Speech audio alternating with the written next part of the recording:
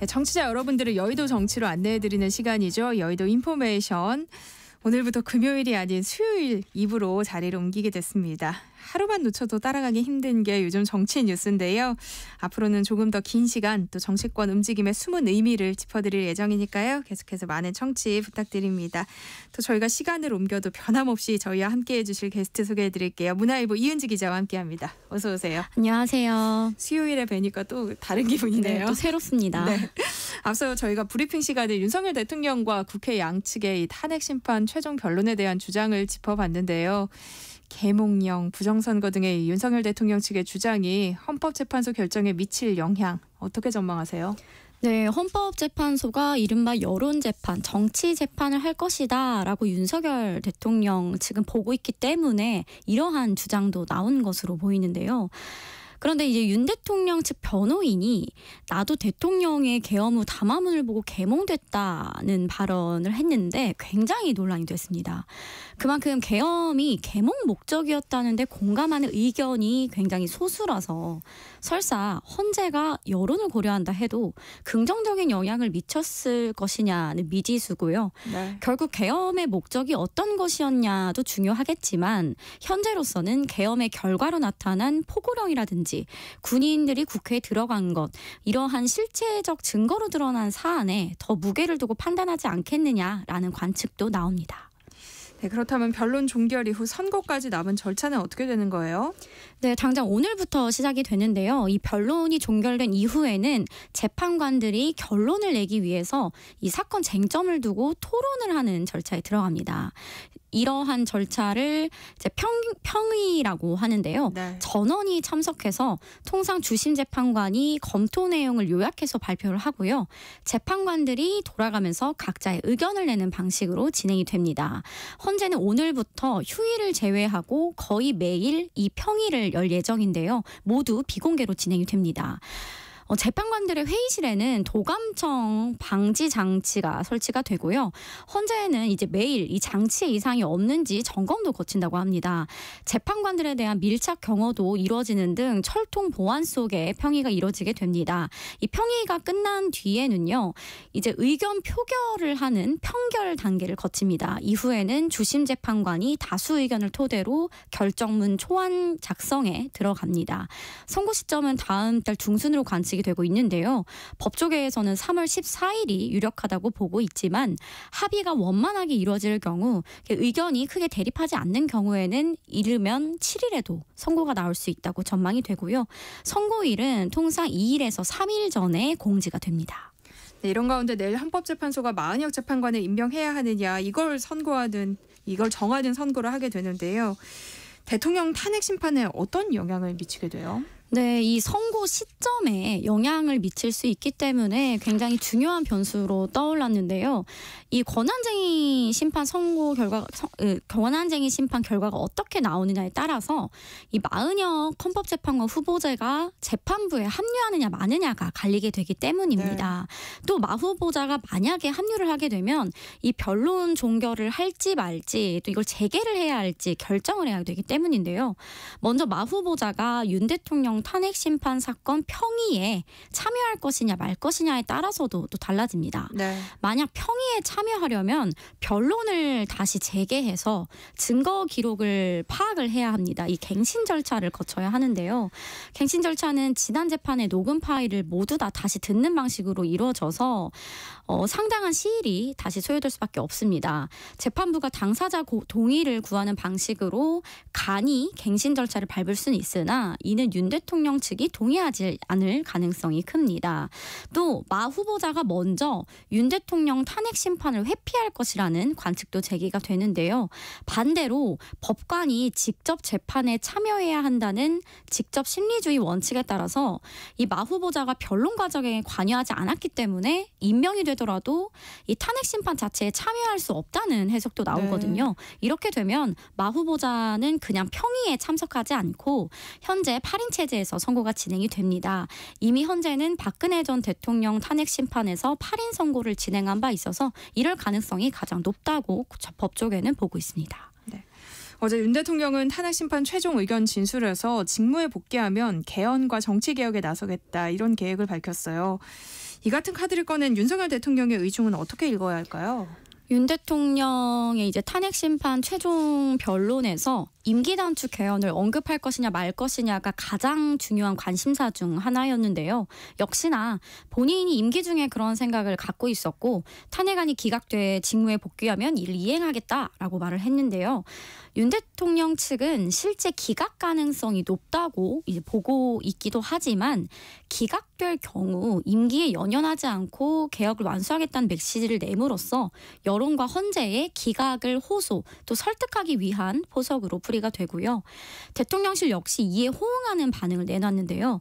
대통령실은 오늘 오전에 대통령의 개헌 의지가 실현돼 우리 정치가 과거의 질곡에서 벗어나 새로운 시대를 열길 희망한다라는 입장을 밝혔는데요. 헌재가 윤 대통령의 탄핵 소추를 기각하고 직무에 복귀시켜야 한다는 뜻으로 윤 대통령의 최후 변론에 힘을 싣는 반응입니다. 대통령실은 통상 업무 체제에 돌입해서 다시 내부 기강을 잡는 등 대통령 복귀 상황을 대비하는 움직임을 보이고 있습니다. 윤 대통령이 밝힌 개헌과 정치 개혁에 대해서 국민의힘 입장은 어떻게 보세요? 국민의힘에서는 이 같은 임기 단축 개헌이나 정치 개혁을 언급한 것 자체는 긍정적으로 평가를 하고 있지만 이것이 어느 정도 판단에 영향을 미칠지는 좀 미지수라고 보고 있는데요.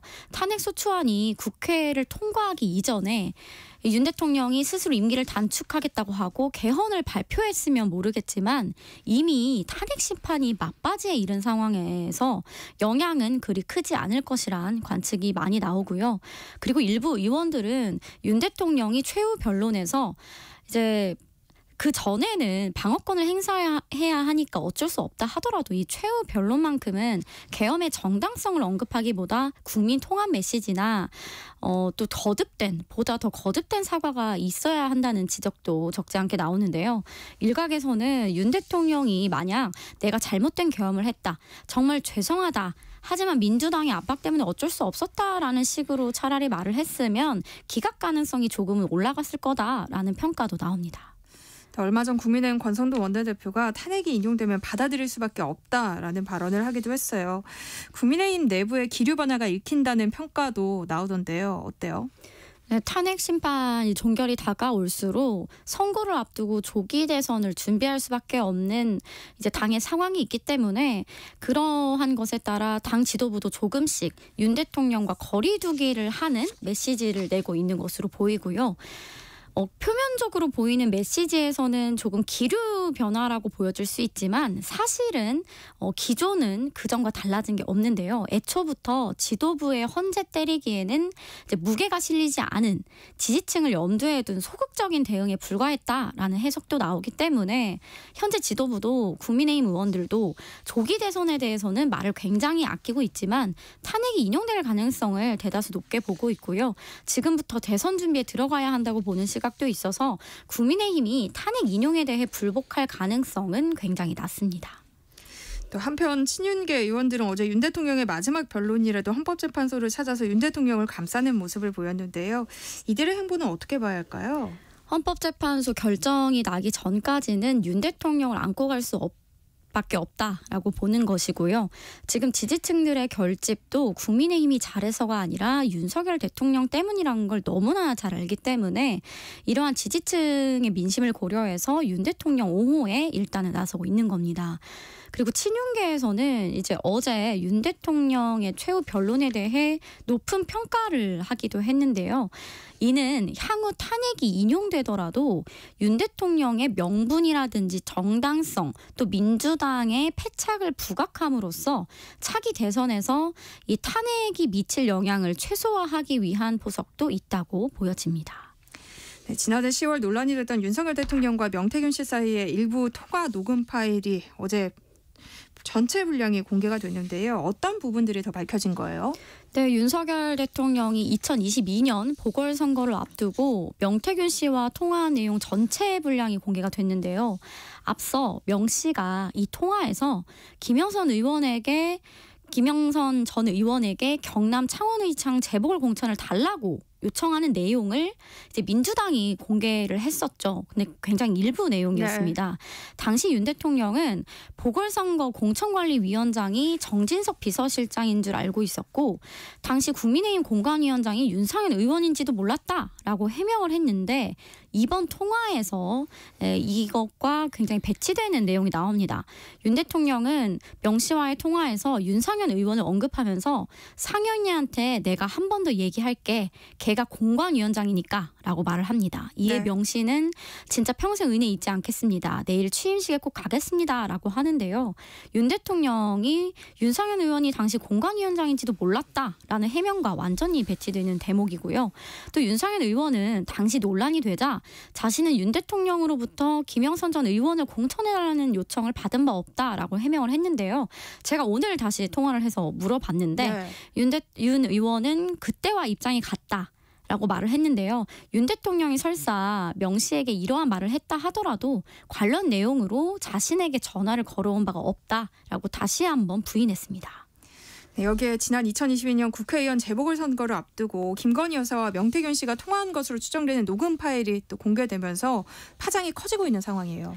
네, 앞에 공개된 건과 같은 맥락인데요. 김영선 전 의원 공천과 관련한 내용입니다. 김 여사는 명 씨와의 통화에서 당시 윤핵관으로 불리던 권성돈 윤한우 의원이 김영선 전 의원 공천을 반대하고 있지만 너무 걱정하지 말라. 그냥 밀라고 했다. 잘 될 거다라고 명 씨를 거듭 안심시키는 내용이 담겼습니다. 김 여사가 공천과 관련해 개입을 했다는 의혹을 뒷받침할 수 있는 내용인데요. 이를 두고 국민의힘 내에서도 적절치 않았고 경솔했다라는 비판이 나왔습니다. 특히 김대식 국민의힘 원내대변인이 이에 대해서 적절치 않다고 공개적인 인터뷰를 하기도 했는데요. 지도부 차원에서도 김 여사 문제에 대해선 더 이상 옹호로 가서는 안 되고 선을 긋겠다는 분위기를 보여주고 있는 것으로 보입니다. 국민의힘이 앞으로 전략에 대한 고민이 길 것 같아요. 네, 김건희 여사 관련 이슈는 윤석열 대통령 탄핵이 인용되고 나면 국민의힘도 조금 거리를 둘 수 있다는 생각 때문에 인용 전까지 최대한 말을 아끼고 있는 모습인데요. 네. 하지만 설사 탄핵이 인용되더라도 국민들은 윤 대통령, 김건희 여사를 국민의힘과 별개로 보지 않을 뿐더러 지금 녹취록 공개로 나오고 있는 사건들이 모두 다 당시 국민의힘 공천 개입과 관련한 문제여서 여당 의원들도 자유로울 수 없는 문제입니다. 특히 명태균 특검법을 지금 민주당이 추진하고 있어서 거부권 행사까지 벌써부터 시사했죠. 조기 대선이 현실화될 경우 명태균 이슈는 계속해서 국민의힘의 발목을 잡을 수밖에 없습니다. 당장 민주당은 명태균 특검법 추진에 속도를 내고 있어요. 국민의힘은 명태균 특검법의 거부권을 건의하겠다고 밝혔지만 야당의 특검 공세는 갈수록 거세지고 있는데요. 민주당의 셈법은 뭐라고 봐야 할까요? 네, 민주당이 애초에 명태균 특검법을 지난주에 좀 처리하려는 움직임을 보이다가 한 주 좀 늦춰진 건데요. 명태균 특검법 통과 시점을 지금 이제 거부권 행사와 국회 재표결 시점을 고려해서 잡겠다는 셈법입니다. 왜냐하면 조기 대선으로 가게 되면 명태균 이슈로 국민의힘을 공격을 해야 하는데 그러려면 이 특검법을 국민의힘이 거부하고 재표결에서 부결시키는 이 일련의 과정들이 대선과 직접적으로 맞물려야 효과가 극대되기 때문인데요. 국민의힘은 명태균 특검법은 절대 받을 수 없다. 선거 유불리를 떠나서 무조건 부결 방침은 변함이 없다라고 말하고 있지만 상당한 여론의 부담을 느낄 수밖에 없을 것으로 보이고요. 두 번째는 민주당에서 지금 가장 부담스러워한 이슈가 이재명 대표의 사법 리스크인데요. 그러한 이슈를 되돌려주는 것이기도 합니다. 명태균 씨가 연일 범여권 대선 주자들을 겨냥해서 폭로성 주장을 내놓고 있어요. 현재 이름이 거론되고 있는 홍준표 대구시장, 오세훈 서울시장, 이준석 의원 등등. 조기 대선 시 어떤 영향을 받을 거라고 보세요? 네, 방금 언급된 세 사람 중 가장 직격탄을 맞은 건 오세훈 서울시장입니다. 오 시장은 최근 기자들과 식사 자리에서도 명태균 씨 관련한 해명의 대부분의 시간을 할애하고 연일 혐의를 부인하는 입장문을 내고 있는 상황인데요.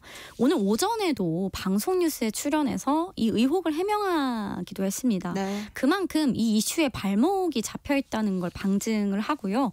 조급해 보인다, 굉장히 조급해 보인다는 게 정치권의 평가입니다. 특히 오늘 검찰이 오세훈 시장의 여론조사 비용 대납 의혹을 받고 있는 핵심 인물이죠. 김한정 씨의 자택과 사무실을 압수수색하면서 수사에도 속도를 내고 있습니다. 오 시장은 원래 지도부와 친윤계에서 밀던 후보였는데요. 지금 명태균 이슈를 뛰어넘기 어렵다는 이야기가 조금씩 나오고 있고요. 이러다가 최악의 경우 대선에 출마하지 않고 현 서울시장직을 유지할 수 있다는 관측도 흘러나옵니다. 홍준표 시장도 오세훈 시장도 당내 경선에서는 사실 지지층들을 대상으로 하기 때문에 명태균 이슈가 큰 영향을 미치지 않을 것이다 라는 게 중론인데요. 문제는 본선입니다. 만약에 본선에 가게 되면 아까 말씀드렸듯이 이재명 대표의 사법 리스크를 때리는 게 사실상 어려워지기 때문인데요. 그리고 끝으로 이준석 의원 같은 경우 대선 출마를 공식화했는데 단순히 명태균 씨 이슈뿐만 아니라 허은하 전 대표와의 갈등 때문에 이미 민심을 많이 잃었다는 평가가 지배적이고요. 올해 초까지만 해도 국민의힘에서 이준석 의원과 단일화를 할 수 있는 후보가 국민의힘 본선 후보가 될 수 있다라는 이야기가 나올 만큼 굉장히 중요한 포션이었는데 지금은 이러한 이야기가 자취를 아예 감췄고요. 이번 대선은 지난 대선 때보다 양 진영이 강대강으로 붙을 것이기 때문에 제3지대의 파이는 더욱 줄어들 수밖에 없습니다. 그런데 또 한편으로는 명태균 씨의 폭로성 발언 이상 물증은 여전히 없는 거 아니냐 이런 목소리도 있더라고요. 어떻게 보세요? 네, 그런데 물증이 없더라도 이 선거를 앞두고 가장 잘 먹혀드는 게 네거티브 전략이라고 하죠. 또 특히 중도층은 이러한 이슈에 민감하게 받아들일 수밖에 없습니다. 오늘 오세훈 시장이 방송뉴스 인터뷰에서 현혹되지 마시라라는 이야기를 했는데 사기꾼이라고 매도하기에는 윤 대통령과의 통화라든지 이러한 구체적 증언들을 국민들이 보기에 그렇게 긍정적으로 받아들일 수 없는 상황이에요. 그래서 선거판에서는 상당히 부담스러운 이슈일 수밖에 없습니다. 네, 이런 상황에서 이재명 민주당 대표는 경제 중심 중도 확장 행보에 더욱 박차를 가고 있는데요. 현재까지 이 대표가 중도층 설득에 성과를 좀 보이고 있다고 보세요? 네, 성과를 보이고 있는지는 아직 지표로 드러나지 않았지만 적어도 이재명 대표가 민주당은 중도 보수다라고 한 발언은 허를 찌르는 공격이었다. 전략적으로 수를 잘 뒀다라는 평가가 많이 나오는데요. 그 이유는 먼저 갈 곳 잃은 보수를 민주당이 안겠다라는 표현을 썼는데 국민의힘을 극우로 전략시켜서 괴멸시키는 이른바 프레임 전략을 굉장히 잘 짰고요. 두 번째는 지금 이재명 대표와 관련해서 나오는 기사라든지 여당이 이재명 대표를 공격하는 포인트가 바뀌었다는 점을 주목해야 합니다. 중도 보수 발언 이전에는 여당의 공격 그리고 이 대표 관련 기사가 모두 사법 리스크라든지 당내 일극 체제였어요. 그런데 중도 보수 발언 이후 완전히 논란 자체가 정치적 이념으로 판이 바뀌었습니다. 이 대표가 이를 의도했는지는 알 수 없지만 이 대표로서 사법 리스크 혹은 일극 체제로 소모적 논란에 휘말려서 스크래치가 계속해서 나는 것보다 체제나 이념, 정책과 관련된 논쟁이 부각되는 게 굉장히 유리하고요. 네거티브 게임이 아닌 포지티브 게임으로 전환했다는 점에서 이 대표의 중도 우파 발언은 자신에 대한 대선 구도를 완전히 바꾼 겁니다. 네, 여의도 인포메이션 문화일보 이은지 기자와 함께했습니다. 고맙습니다. 고맙습니다. 네, 세상의 모든 정보 여기서 마무리하겠습니다. 끝으로